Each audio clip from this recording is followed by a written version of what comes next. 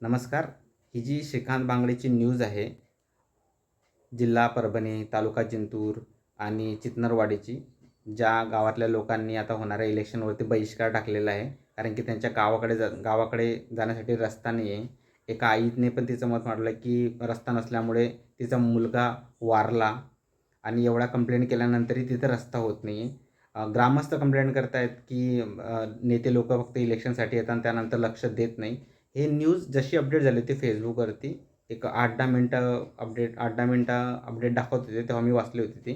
त्यानंतर मी या गावामधलं काय डिटेल आहे हे शोधण्यासाठी जे ई स्वराजची जी आपली साईट आहे तिच्यावरती गेलो आणि तिथं सगळी डिटेल टाकल्यानंतर मला एक विचित्र धक्का वाटला की त्या गावाचं नाव त्या लिस्टमध्येच नाही आहे. म्हणजे ग्रामपंचायत त्या लिस्टमध्ये जे नाव असतं ते त्या लिस्टमध्ये नाहीच आहे.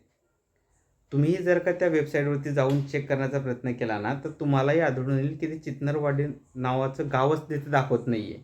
म्हणजे हे दिसून येते कशा प्रकारचा कारभार हा म्हणजे करण्यात येतोय किंवा करण्यात अपडेट केलेला नाही आहे.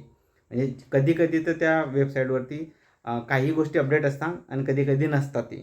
तर आत्ताच्या डेटमध्ये जर का तुम्ही ऑनलाईन चेक केलं, एवढा डिजिटल भारत झालेला आहे. सांगण्यात येतं, एवढं प्रदर्शन करण्यात येतं, एवढं दाखवण्यात येतं आहे.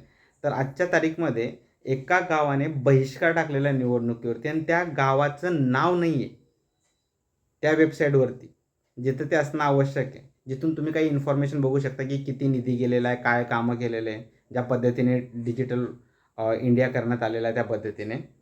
तर ही एक शॉकिंग गोष्ट मला नजरेमध्ये आली आणि आता मी तुमच्यापर्यंत पोहोचवतो. जर का तुम्हाला वेळ भेटला किंवा तुम्हाला वाटलं तर तुम्ही पण जाऊन चेक करा. त्या लिस्टमध्ये त्या गावाचं नाव नाही आहे.